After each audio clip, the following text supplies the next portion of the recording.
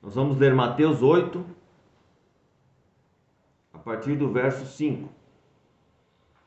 Diz assim a palavra de Deus: E quando Jesus estava entrando em Cafarnaum, veio até ele um centurião implorando-lhe, dizendo: Senhor, o meu servo jaz em casa doente com uma paralisia, gravemente atormentado. E Jesus lhe disse: Eu irei e o curarei. E o centurião respondendo disse: Senhor, eu não sou digno de que entres debaixo do meu telhado, mas dize somente uma palavra, e o meu servo será curado. Pois eu também sou homem sob autoridade, e tenho soldados sob mim. E digo a este homem: vai, e ele vai, e a outro: vem, e ele vem, e ao meu servo: faz isto, e ele faz. Jesus, ouvindo isto, maravilhou-se, e disse aos que o seguiam: Na verdade eu vos digo que não tenho encontrado tão grande fé em Israel. Eu vos digo que muitos virão do Oriente e do Ocidente, e sentarão com Abraão, Isaque e Jacó no reino do céu. Agora Marcos, capítulo 6, verso 4. Mas Jesus lhe dizia: o profeta não está sem honra, exceto na sua própria terra, e entre os seus próprios parentes e na sua própria casa. E ele não podia fazer ali nenhuma obra poderosa, salvo impor as suas mãos sobre poucas pessoas enfermas, curando-as. E admirou-se da descrença deles. Ele percorreu as aldeias vizinhas ensinando. O que eu quero trazer para vocês hoje? O que nós lemos em Mateus, que ali diz que Jesus se admirou da fé daquele homem, dizendo que não precisava ir até a casa dele, bastava uma palavra, que o servo dele já seria curado. Essa mesma palavra, admirou-se, a gente vê aqui em Marcos, no capítulo 6, quando Jesus se admirou da falta de fé do povo da sua própria terra. Nós vemos aqui Jesus se admirando. E nós vemos duas coisas que Jesus se admira: a fé e a falta de fé. São duas coisas que deixaram Jesus admirado. Jesus ficou maravilhado uma vez com a fé do homem e ficou frustrado e admirado com a falta de fé das pessoas da sua própria terra, da sua própria casa. Será que se Jesus olhar para você hoje, olhar para mim, que tipo de admiração ele vai ter? Ele vai ficar admirado pela sua fé ou vai ficar admirado pela sua falta de fé? Que tipo de admiração, que tipo de sentimento a sua fé ou a sua falta de fé vai provocar em Jesus? Pense um pouquinho nisso.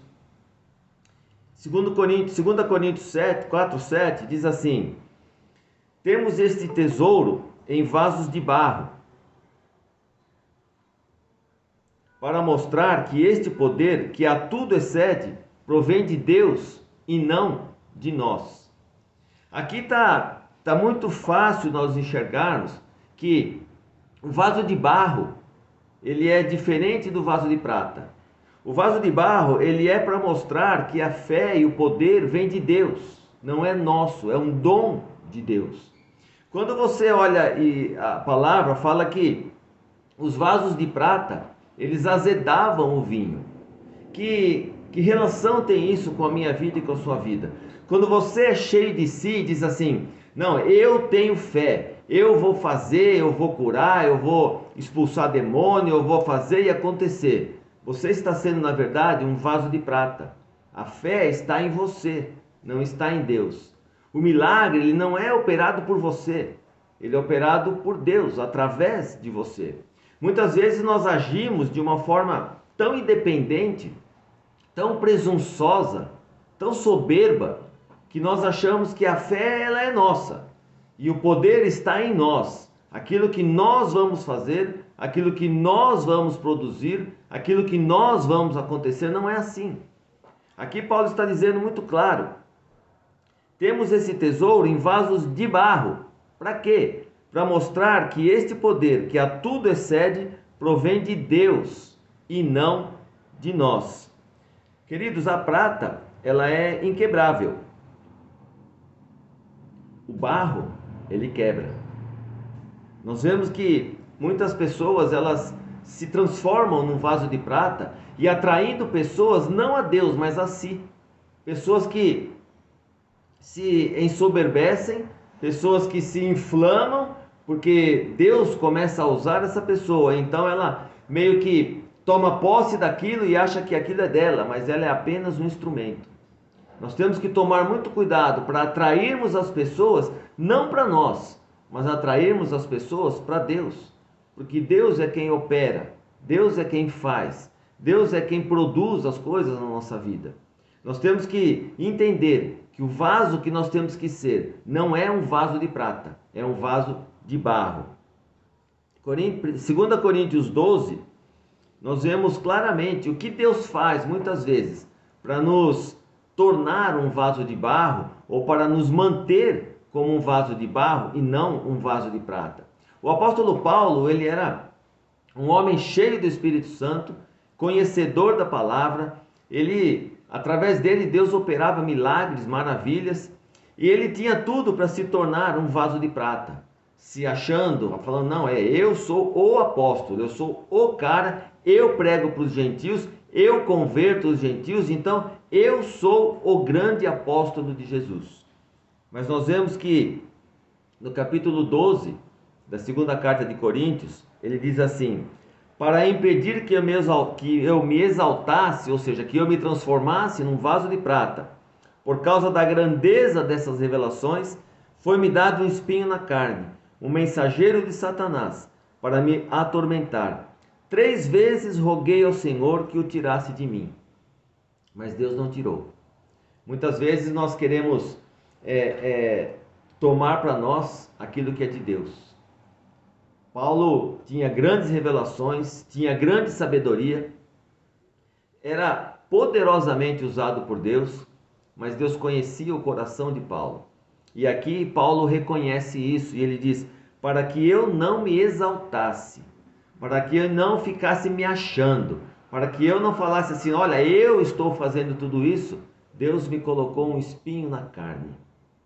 Ninguém sabe qual é esse espinho na carne. Mas se você for prestar atenção, muitas vezes Deus coloca em você um espinho na carne. Deus coloca em você uma limitação. Deus coloca em você algo que te impede de se exaltar, de se achar. E então você olha e fala assim, realmente eu não sou nada. Aquilo que eu faço, aquilo que eu tenho é de Deus, não é meu. É pela graça de Deus que eu sou isso, sou aquilo, que eu tenho isso ou tenho aquilo. Não é por mérito meu, é pela graça de Deus. E Paulo tomou consciência disso, e é interessante que ele até fala assim, eu até pedi 3 vezes para Deus tirar esse espinho da carne. Mas o que Deus falou para ele?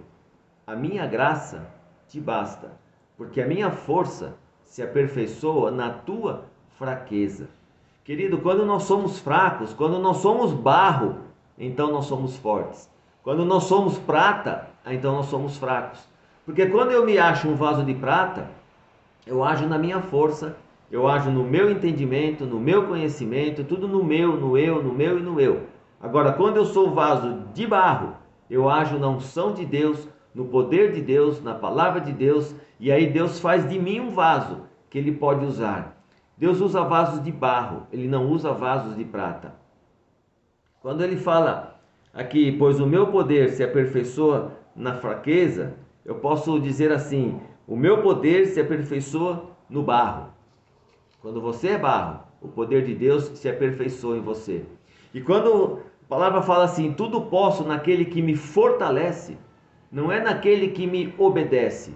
Nós vemos muitos cristãos dizendo, Deus, eu ordeno que aconteça isso, eu determino que aconteça isso. Querido, isso não é fé. Isso é você mandar em Deus. É você falar para Deus que Ele tem que te obedecer. Mas tudo posso naquele que me fortalece, não naquele que me obedece. Quando eu me torno um vaso de barro, eu oro a Deus pedindo a graça de Deus sobre as coisas. Quando eu sou vaso de prata, eu oro a Deus e determino que Deus faça o que eu quero que seja feito. Mas a palavra diz que tudo quanto pedires em meu nome, segundo a minha vontade, eu farei. Então a vontade é dele, não é minha. Quando a minha vontade coincide com a vontade dele, aquilo que eu falo acontece. Mas quando a minha palavra não coincide com a vontade dele, aquilo que eu falo não acontece. Porque é a vontade de Deus que é feita através de um vaso de barro. Um vaso de prata não serve para nada na mão de Deus. O vaso de prata é aquele que traz as pessoas dizendo: olha, eu faço isso, eu tenho dom disso, eu tenho dom daquilo, eu sou isso, eu sou aquilo, eu canto bonito, eu profetizo. Isso é um vaso de prata. O vaso de barro é aquele que vem a conhecer a Jesus. Jesus faz isso, Jesus faz aquilo outro. Jesus unge pessoas para fazerem isso, aquilo e aquilo outro. Veja a diferença de você se olhar como um vaso de prata e um vaso de barro. O poder da igreja, queridos, está na sua fraqueza. Uma igreja, e quando eu falo igreja, eu falo em pessoas, eu falo em mim, eu falo em você. O poder da igreja está em ela tomar consciência de que ela é fraca, de que eu em mim mesmo eu não consigo fazer nada. Eu em mim mesmo não consigo alcançar ninguém, mas o poder de Deus que atua em mim, esse sim, é capaz de fazer qualquer coisa que, por mais impossível que pareça, o poder de Deus que age através de mim, ele sim pode realizar, pode fazer, pode desfazer, pode criar, pode fazer qualquer coisa. O problema, querido, é quando nós não entendemos que nós somos barro. Em Jeremias tem uma passagem linda que diz assim, Jeremias 18: vá à casa do oleiro e ali você ouvirá a minha mensagem. Então eu fui à casa do oleiro e o vi trabalhando com a roda. Mas o vaso de barro que ele estava formando se estragou e ele o refez. Ele se estragou nas suas mãos, mas ele o refez, moldando outro vaso de acordo com a sua vontade. Então o Senhor dirigiu-me a palavra: ó comunidade de Israel, será que não posso eu agir com vocês como fez o oleiro? Pergunta ao Senhor: como barro nas mãos do oleiro, assim são vocês nas minhas mãos, ó comunidade de Israel. Queridos, quando você é barro nas mãos do oleiro, aqui diz, ele dizendo ao profeta: o barro quebrou na mão do oleiro, mas ele refez segundo a sua vontade. Um vaso de prata ele não quebra, mas um vaso de ouro ele quebra nas mãos do oleiro e o oleiro o refaz. O oleiro não conserta, o oleiro faz de novo. E o problema é quando nós somos vaso de barro e quebramos longe das mãos do oleiro. Então nós quebramos, esfarelamos e não servimos mais para nada. Mas quando nós quebramos na mão do oleiro, então nós fomos refeitos e somos refeitos segundo a vontade de Deus, para sermos usados por Deus segundo o propósito que Ele tem para nós. Nós somos barro e quando você se deixa moldar, quando você entende que muitas vezes Deus vai quebrar seus sonhos, Deus vai destruir sonhos que você tem, porque não são sonhos segundo a vontade dEle. Aqui fica claro quando ele diz para o profeta que o vaso quebrou e ele moldou o outro de acordo com a sua vontade. Querido, que sonho que Deus tem estragado na sua vida? Que sonho que Deus tem quebrado ou destruído na sua vida? Não se entristeça, porque quando Deus quebra você, é porque você não estava segundo a vontade dEle. O vaso não estava perfeito, o vaso não estava pronto para ser usado, então Ele quebrou o vaso e fez de novo. Muitos de nós temos sido quebrados nas mãos do oleiro. Muitos de nós temos visto a nossa vida quebrada, amassada, moída. Mas, querido, glorifique a Deus, porque depois de quebrar, Ele vai te refazer, Ele vai te reconstruir e Ele vai fazer você da forma perfeita que Ele quer usar. Porque Deus não usa qualquer vaso. Deus não usa um vaso sujo, Deus não usa um vaso quebrado, Deus não usa um vaso de prata. Deus usa um vaso de barro, feito pelas mãos dEle. Então, se você hoje está passando por alguma situação que você parece que está sendo quebrada, creia que Deus está te moldando. Creia que você está nas mãos do oleiro e Ele está te formando de uma forma perfeita para que você seja usado, para que você seja instrumento de Deus nas mãos dele. Amém, querido? Eu quero encerrar dizendo aqui que nós vemos que hoje essa apologia de ter fé, você tem que declarar as coisas, você tem que decretar as coisas. Se você falar um ser, aí é porque você não teve fé. Você tem que falar que vai acontecer e assumir aquilo, ignorando muitas vezes a vontade de Deus. Mas nós vemos na Bíblia que o ser, ele é parte da fé. O ser, ele é parte integrante da fé e da consciência de que nós temos que ter, de que Deus é soberano e está acima de todas as coisas. Ele está acima da nossa vontade, a vontade dele é soberana. Em Daniel capítulo 3, diz assim: Sadraque, Mesaque e Abednego. Aliás, olha que nomes lindos para vocês porem nos filhos, aqueles que ainda não tiveram filhos. Responderam ao rei: Ó Nabucodonosor, não precisamos defender-nos diante de ti. Se formos atirados na fornalha em chamas, o Deus a quem prestamos culto pode nos livrar, e se ele nos livrar das suas mãos, saiba, ó rei, que não prestaremos culto aos deuses, nem adoraremos a imagem de ouro que nos manda erguer. Os 3 amigos de Daniel estavam indo para a fornalha, e o rei disse: defendam-se. E eles disseram: olha, a gente não precisa se defender, porque o Deus a quem nós servimos, ele pode nos livrar. Eles não falaram assim: eu decreto que Deus vai me livrar. Não, só Deus pode. Mas se ele não livrar, ele continua sendo nosso Deus.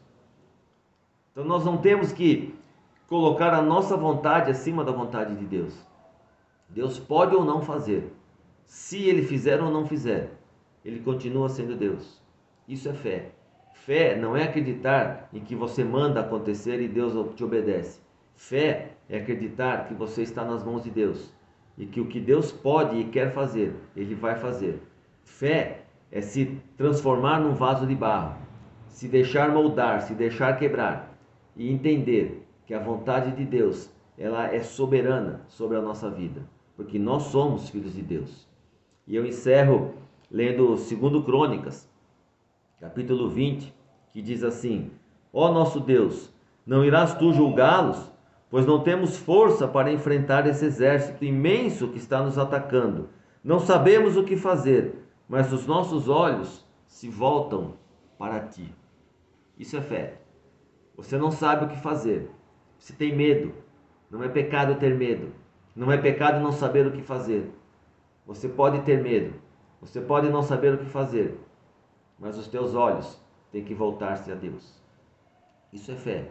É crer que o nosso Deus pode nos livrar. É crer que o nosso Deus pode nos tirar de qualquer situação. Nessa passagem aqui, o rei estava sendo informado de que um grande exército vinha para lutar contra eles. Muita gente que eles não conseguiriam lutar pelas próprias forças. Então sabe o que o rei fez? Ele disse: ouvi todo Judá, vós habitantes de Jerusalém. Assim diz o Senhor a vós: não temais, nem vos amedronteis, em razão desta grande multidão, porque a batalha não é vossa, mas é de Deus. Quando ele recebeu a notícia, ele teve medo, ele se apavorou.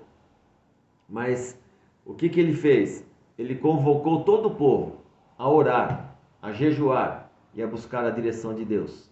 E então Deus veio e disse para ele: não se preocupe, essa batalha não é sua, essa batalha é minha, é do teu Deus. Então eu quero terminar dizendo para você hoje: você não sabe o que fazer, você está aflito, aflita, está com medo, ore a Deus, coloque a situação e a tua vida nas mãos de Deus, porque a resposta dele é a mesma que foi para Josafá, é a resposta que é para você. Não tenha medo, Não tenha medo da multidão, da situação, da dívida, do desemprego, do vírus, de qualquer coisa. Porque essa batalha não é sua. Essa batalha é de Deus. É a batalha do nosso Deus. Amém, queridos?